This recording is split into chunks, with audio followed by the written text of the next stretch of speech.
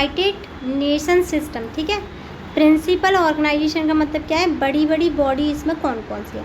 एक तो है सिक्योरिटी काउंसिल, क्या है, सिक्योरिटी काउंसिल। 15 मेंबर हैं, इन 15 मेंबर में 5 परमानेंट है, क्या है, परमानेंट, जिनके पास है वीटो राइट, क्या है, वीटो राइट। 10 इलेक्टेड होते हैं जनरल असेंबली में और 2 ईयर के लिए, क्या है, 2 ईयर की टर्म होती है और डिसीजन होता है इनका binding on all the United member. यानी कि इस पूरी लाइन का मतलब ये है कि टोटल है हमारे पास कितने लोग, 15, यानी कि 15 लोग हैं हमारे पास। 15 में से जो हमारे पास 5 है ना, वो है परमानेंट। कितनी है, 15 में से क्या है, 5 परमानेंट है और 10 है नॉन परमानेंट, जिनको हम अल्फ़ाबेटिक फॉर्म में क्या करते हैं, चुनते हैं। जैसे आई आया तो फिर आई आएगा तो इंडिया आएगा, ठीक है, इंडोनेशिया आएगा, ठीक है, ऐसे।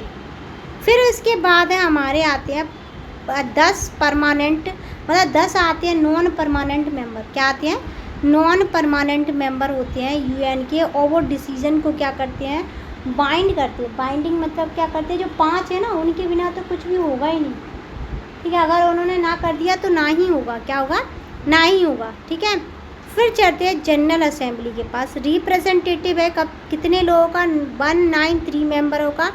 स्टेट जो है वो क्या करता है, वीटो को 1 वोट देता है, क्या वोट देगा, 1 वोट। मेजर डिसीजन रिक्वायरमेंट होते हैं 2/3 मेजॉरिटी के साथ, कितनी, 2/3 मेजॉरिटी के साथ। और सिंपल मेजॉरिटी डिसीजन को कभी भी बाइंडिंग नहीं करते यूएन के मेंबर, क्या नहीं करते, यूएन के मेंबर। सब्सिडियरी बॉडी की बात करें तो कमिटी और एड हॉक कमिटी होती है। इसमें क्या होंगी, एक तो कमिटी होती है जो परमानेंट होगी, एड हॉक कमिटी होती है जो नॉन परमानेंट होती है। सब्सिडियरी बॉडी में क्या होंगी, कमिटी होती हैं और एड हॉक बॉडी भी होती है जो कुछ टाइम के लिए बनाई जाती है। रिलेटिव ऑर्गेनाइजेशन की बात करते हैं, organization for the prohibition of chemical weapon, क्या है, केमिकल वीपन को प्रोहिबिट करने का काम करेंगी और कुछ चीज़ों को क्या करेंगी, आगे बढ़ाने का काम करेंगी, ठीक है। अब इसमें देखते हैं एक और, इकोनॉमिक एंड सोशल काउंसिल, क्या है, इकोनॉमिक और सोशल काउंसिल है। मेंबर स्टेट इलेक्ट करते किसके साथ, जनरल असेंबली के साथ। ओवरलैपिंग होती है 3 ईयर के लिए। टर्म होता है 54 सीटों का, बेस करता है जोग्राफिकल रिप्रेजेंटेशन, क्या होता है, रिप्रेजेंटेशन। रिलेटिव एक और क्या है, वर्ल्ड ट्रेड ऑर्गेनाइजेशन, ये रिलेटिव है। उसके अलावा क्या है, यहाँ से देखेंगे क्या है, इंटरनेशनल कोर्ट ऑफ जस्टिस, यानी कि दुनिया में एक बड़ा देश, मतलब बड़ा कोर्ट भी है जिसकी सारी बात मानते हैं। 15 जज होते हैं जो कि इलेक्ट होते हैं हर 9 साल में एब्सोल्यूट मेजॉरिटी के साथ। उसके अलावा जनरल असेंबली जो होती है वो सिक्योरिटी काउंसिल के बेस पे होती है, द हैंग में, यानी कि इसका जो हेडक्वार्टर है वो कहाँ पे, हैंग में, कहाँ पे, हैंग में। द हैंग आता है ऑप्शन में कभी भी। सेक्रेटेरिएट देखेंगे, international serving the other principal organ headed by the secretary general who is the appointed by the general assembly on the recommendation of the security council for the 5 year renewable term. यानी कि क्या कह रहे हैं, secretariat जो होता है international staff होता है जो काम करता है, ठीक है, इनका ये प्रिंसिपल होता है, ऑर्गन होती है इनकी। इसमें जनरल सेक्रेटरी होगा, वो अपॉइंट किया जाता है किसके द्वारा, जनरल असेंबली के द्वारा। और ये कितने सालों के लिए किया जाता है, 5 सालों के लिए। कितने सालों के लिए, 5 सालों के लिए। रिकमेंडेशन कौन देता है, जनरल असेंबली देती है। कौन देती है, जनरल असेंबली। अदर एंटिटीज़ की बात करें एग्जाम्पल के लिए तो high commission for the human right, यानी कि हाई कमीशन होता है यूनाइटेड, वो यूएन यूनिवर्सिटी होती है, जॉइंट प्रोग्राम होता है। उसके अलावा स्पेशलाइज्ड एजेंसी नॉन सब्सिडरी, क्या है, नॉन सब्सिडरी, जिसमें इंटरनेशनल लेबर ऑर्गेनाइजेशन होती है, फूड एंड एग्रीकल्चर ऑर्गेनाइजेशन होती है, education and scientific cultural organization होती है जिसे यूनेस्को बोलते हैं, वर्ल्ड हेल्थ ऑर्गेनाइजेशन WHO। उसके अलावा World Bank Group, International Monitoring Fund IMF, International Maritime Organisation IMO, World Meteorological Organisation WMO और International Telecommunication Union. Trusteeship council का मतलब क्या है, जो पैसा देगी। Suspended on the 1 November 1994 with the independence of the Palau. The last UN trustee is the territory, यानी कि क्या है, पहली और लास्ट ऐसी टेरिटरी थी जिसे हमने क्या लिया है, ट्रस्टी बनाए। क्या बनाए, ट्रस्टी। 1 नवंबर 1984 को क्या बनाए, एक ट्रस्टी बन के आया। ट्रस्टी मतलब जो पैसा देगा। रीजनल कमीशन देखिए, economic commission for the Africa, Europe, Latin America and Caribbean, economic and social commission for Asia and Pacific and western Asia. Function commission देखिए, human right, narcotic, drugs, sustainable development, status of the women. उसके अलावा देखें programmes end fund देखें, तो example के लिए देखेंगे क्या था, ट्रेड एंड डेवलपमेंट। क्या था, trade and development, UNCTAD, environment programme UNEP, development programme UNDP, children fund UNICEF, population fund क्या है, UNFPA, office of the high commission refugee, world food programme, relief and world agency for the Palestine refugee in the near the east, human settlement programme. ये सारी चीज़ें क्या हैं, ये क्या है, सारे काम करते हैं। फंक्शन राइट देखेंगे, इसमें human rights, narcotic, drugs, sustainable development, status of women. उसके अलावा रीजनल कमीशन में क्या आएगा, Africa, Europe, Latin America, Caribbean sea, economic social commission for the Asia and the Pacific. ये सारी चीज़ें किसका काम करती हैं, ये पूरा यूनाइटेड जो UNO है उसकी क्या है, काम करने वाली ऑर्गेनाइजेशन है। इनके बिना इसी से बना है पूरा UNO। ठीक है, एक बार देखना, कोई डाउट हो तो पूछना। Organization was set up through the singing of the United Nation charter by the 51 state. यानी कि क्या है, चार्टर। चार्टर का मतलब क्या होता है, प्रोविज़न टाइप होता है। क्या होता है, प्रोविज़न।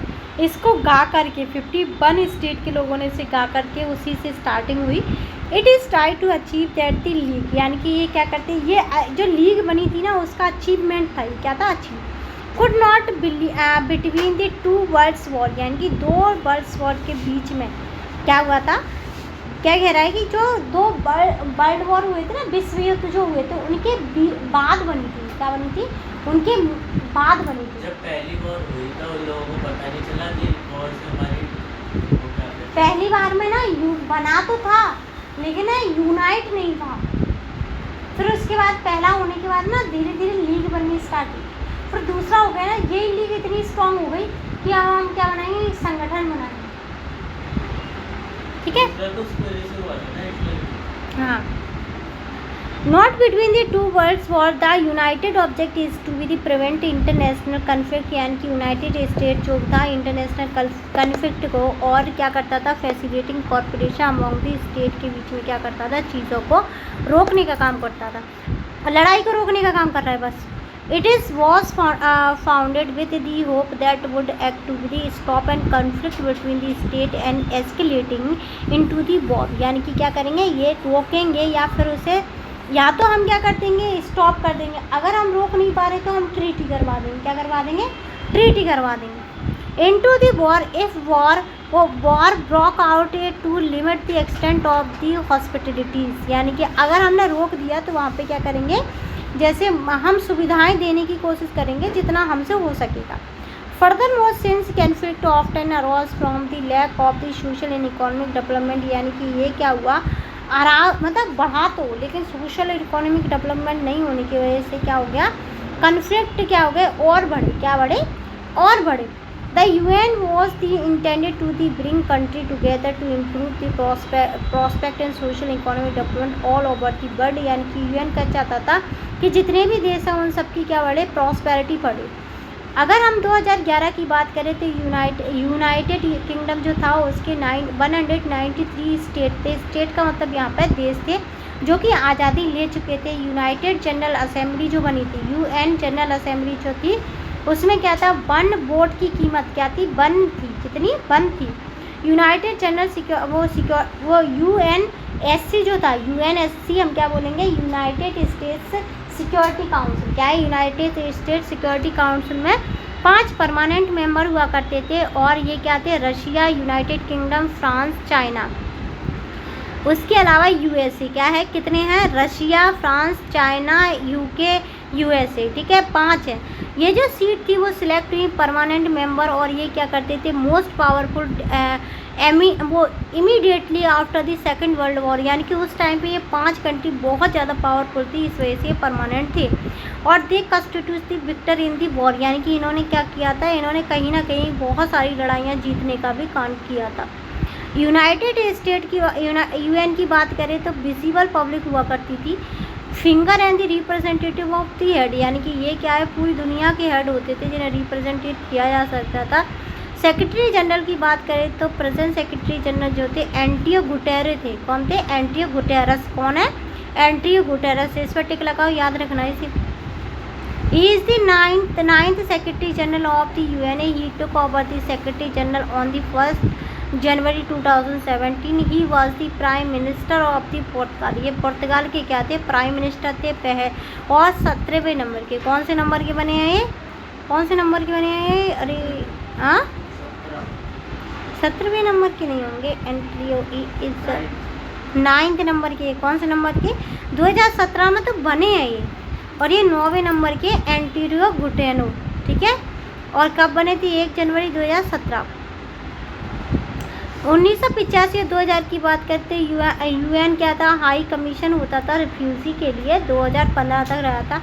यूएन कंसिस्ट करता था मैनी डिफरेंट स्ट्रक्चर एजेंसी, और इसमें अलग अलग तरीके की एजेंसी होती थी। वॉर और पीस के लिए अलग अलग तरीके से काम करते थे।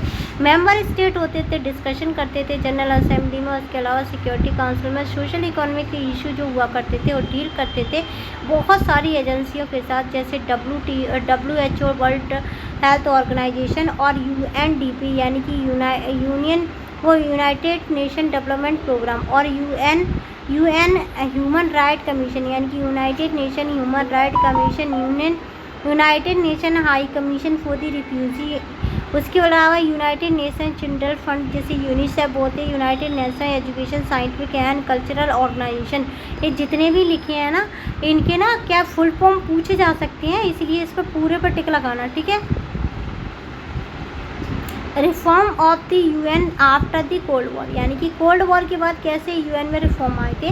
Reform and improvement are the fundamental to any organization to serve need of the achieving environment, यानी कि रिफॉर्म जो होती है ना वो बेसिक नीड होती है किसी भी ऑर्गेनाइजेशन की। अगर तो रिफॉर्म नहीं करोगे तो ऑर्गेनाइजेशन क्या हो जाएगी, ख़त्म हो जाएगी। क्या हो जाएगी, ख़त्म।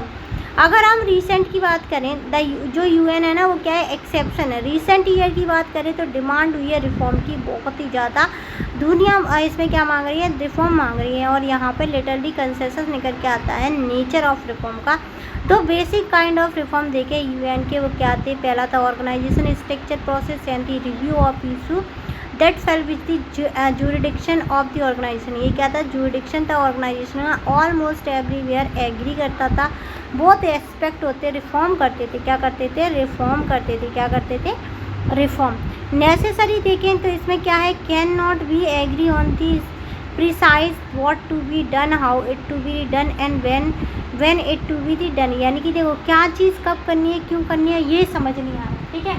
अब देखो ये क्यों नहीं समझ में आ रहा, पता है इन्हें, इसलिए नहीं आ रहा है। जो 5 परमानेंट मेंबर है ना, वो जो 5 परमानेंट है उनमें से अगर एक ने भी मना कर दी तो कोई भी चीज़ क्या नहीं हो सकती, लागू ही नहीं हो सकती।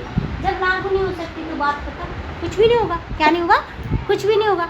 On the reform of structure and process the biggest discussion, बहुत बड़ा डिस्कशन होता है, has been on the function of the security council related to the has been and demand for the increase in UN security council. यानी कि ये क्या था, increase करता है सिक्योरिटी काउंसिल को परमानेंट और नॉन परमानेंट मेंबर के साथ। रिलेटेड भी देखें कंटेम्प्रेरी वर्ल्ड की बात करें तो क्या था, पॉलिटिकल्स क्या था, बहुत अच्छी तरीके से रिफ्लेक्ट होता है, स्ट्रक्चर होती है ऑर्गेनाइजेशन। पर्टिकुलरली यहाँ पे प्रोपोजल देके इंक्रीज़ करता है मेंबरशिप एशिया की, अफ्रीका की, साउथ अमेरिका की, beyond the USA and western country. Want improvement in the UNA budgetary proceeding देखेंगे एंड इट दी एडमिनिस्ट्रेशन। क्या है इसमें ना, एक ना जो हमारा एडमिनिस्ट्रेशन चलता है ना किस वजह से चलता है, क्योंकि उसका बेस होता है कि हमें कितनी फंडिंग होगी, इस तरीके से रन करना है। अगर हम इसके अलावा एक और इशू देखें तो ग्रेटर प्रायोरिटी क्या निकल के आती है कि ये आती है जुरिडिक्शन की यूएनए में कुछ कंट्रियाँ क्या करती हैं, एक्सपोर्ट करती है ऑर्गेनाइजेशन को प्ले करती हैं ग्रेटर और इफेक्टिव रोल किसमें, पीस और सिक्योरिटी में मिशन होता है, और other want to role and conflict development and the humanity, यानी कि लोग डेवलपमेंट तो करते हैं लेकिन मानवता जो होती है ना उससे भी इंक्रीज़ किया गया है यहाँ पे। Work, health, education, environment, pollution, वो population control, human right, gender and social justice, यानी कि ये किस किस पे ह्यूमैनिटेरियन, अगर ह्यूमैनिटेरियन की बात करें तो ह्यूमन में सबसे पहले हेल्थ होनी चाहिए, शिक्षा होनी चाहिए, पर्यावरण की सुरक्षा होनी चाहिए, पॉपुलेशन पे कंट्रोल होनी चाहिए, और ह्यूमन राइट्स को क्या होना चाहिए, पता होना चाहिए।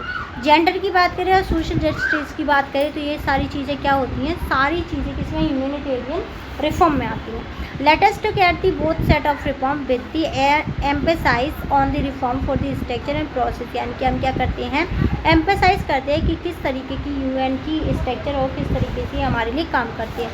यूएन क्या है, यूएन इस्टेब्लिश हुआ 1945 में, और उसके अलावा सेकेंड वर्ल्ड वॉर जैसे ही ख़त्म हुआ वैसे ही हमने क्या किया, इसे स्टार्ट कर दिया था बनाना। ठीक है, मैंने अभी बॉक्स नहीं पढ़ा है, बॉक्स पढ़ाऊँगी, ठीक है तुम्हें। Was organization way it a function reflect the realities, यानी कि ये क्या है, रियलिटी, जो दुनिया की रियलिटी क्या थी कि न्यूक्लियर बम के बाद हिरोशिमा नागासाकी में क्या थे, छिथड़े पड़े हैं, लोगों की चीज़ों को क्या किया गया था, रोका गया था।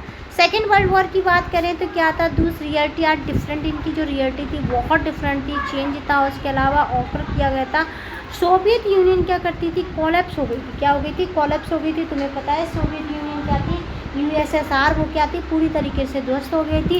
यूएस एक स्ट्रॉन्ग पावर के साथ निकला, इसकी जो रिलेशनशिप थी रशिया के साथ सक्सीजर हुआ सोवियत यूनियन का, और यूएसए ज़्यादा कॉरपोरेटिव था, यूएसए ज़्यादा कॉरपोरेटिव था। चाइना क्या था, fast emerging as the great power निकला। इंडिया आल्सो ग्रोविंग रैपिड, यानी कि देखो इंडिया जो चाइना था ना, यहाँ पे ना एक मतलब वो जो लाइन बोली गई है ना, नीचे वाली लाइन देखना, चाइना उस टाइम पे बहुत ज़्यादा पावरफुल कंट्री थी, इसीलिए वो किसका, यूएनएससी का हिस्सा है, परमानेंट मेंबर में। ठीक है, हमारे पास केवल नॉन परमानेंट सीट आती है, वो तो सालों में एक दो बार 2021 में आई थी, अभी तक नहीं आई। ठीक है, और 2 साल की नहीं रहती है, और उस वोट का कोई मतलब नहीं है। लेकिन नीचे की लाइन इसलिए इसका कही गई है जिससे कि हमें ऐसा ना लगे कि हम पीछे हैं, और वाकई में चाइना हमसे आगे है और हम इस बात को मानते नहीं हैं। ठीक है, economy of Asia are the growing at the unpredictable, यानी कि इकॉनमी जो एशिया की बहुत ज़्यादा अनप्रेडिक्टेबल वे में बढ़ी। Many new country and join the UN, they become the independence from the Soviet union from the community state and eastern Europe, यानी कि जैसे यूएनओ बना तो हमारे 15 कंट्री उस टाइम पर अलग हुए थे, तो बहुत सारे ने क्या ले ली, मान्यता ले ली यूएनओ की, किसकी ले ली, यूएनओ की। A whole new set of the challenge confront of the world, क्या था, जीनोसाइड, क्या हुआ था, जीनोसाइड का मतलब क्या होता है, बहुत अधिक मात्रा में लोगों को मारना। सिविल वॉर हुए थे, एथनिक कन्फ्लिक्ट होते। सिविल वॉर का मतलब पता है, देश के अंदर लड़ाई। एथनिक्स का मतलब मूल जो हम जीते हैं ना, हमारे क्या है, हमारा मतलब जैसे कस्टम हो उसके ऊपर, कल्चर के ऊपर लड़ाई। टेररिस्ट और न्यूक्लियर क्या था हमारा, न्यूक्लियर क्या था, प्लॉरीफेरेशन, क्या था, न्यूक्लियर प्लॉरीफिकेशन, यानी कि लोगों ने ना ये समझा कि हम न्यूक्लियर बमों को अपने पास रखते इकट्ठा करके। क्लाइमेट चेंज, इन्वायरमेंटल डिग्रेडेशन और एपिडेमिक, कुछ इस तरीके की समस्या निकल के आई। इन दिस सिचुएशन 1989 की बात करें तो क्या था, कोल्ड वॉर क्या था, एंड हो गया था, क्वेश्चन के साथ फेस किया था वर्ल्ड ने, और यूएन क्या करता था, enough it is the equipped to what is the required, what should be the wrong, यानी कि क्या इस टाइम पे हम क्या करना चाहिए, किस लिए करना चाहिए, क्यों करना चाहिए, और क्या करना बेटर रहेगा, ये उस टाइम पे किसने सोचा था, यूएन ने सोचा था। किस तरीके से इस सिचुएशन को हैंडल किया जाता है, कैसे सेटिस्फैक्ट्री रही थी, कैसे प्रैक्टिस की जाती थी, इन क्वेश्चनों की रिफॉर्म क्या था, स्ट्रक्चर में कैसे प्रोग्रेस हुआ। अगर हम रिफॉर्म की बात करें तो वाइड स्प्रेड सपोर्ट मिला था, गेटिंग एग्रीमेंट हुआ था, what to be is the difficult, क्या चीज़ इनके लिए डिफ़िकल्ट थी। Let us examine the debate over the reform of UN security council. 1992 की बात करते हैं तो यूएन जनरल असेंबली ने अडॉप्ट किया रिजोल्यूशन का मतलब क्या होता है, एक ड्राफ्ट टाइप। ठीक है, रिजोल्यूशन रिफ्लेक्ट करता था 3 कंप्लेंट को। सिक्योरिटी काउंसिल नो लॉन्गर, यानी कि ये ज़्यादा लॉन्गर नहीं थी, रिप्रेजेंटेटिव थी किसकी, कंटेम्प्रेरी पॉलिटिकल रियलिटी की। ये डिसाइड करती थी, रिफ्लेक्ट करती थी वेस्टर्न वैल्यू को, इंटरेस्ट को, उसके अलावा डोमिनेट करती थी फ्यू पावर को।